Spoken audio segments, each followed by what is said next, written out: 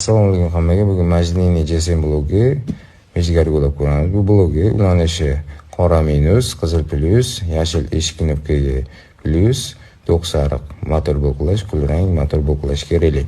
Ko'k bagaj knopkaga, violet eshik knopkaga, sariq generator impulsga. GSM antennasi bor.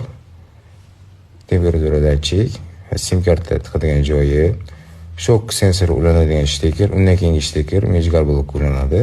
Oyna sensor ulanadigan shteker, undan keyingi shteker Mijgar blok ulanadi va antennani shtekeriga mana bu shteker ulanadi. Ishlatib ko'ramiz. Zavod qilish knopkasini bosamiz. Zamok o'chadi.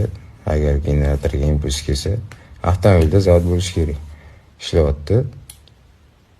O'chiramiz. O'chdi. Eshik ochish knopkasini bosamiz. Ishlayapti.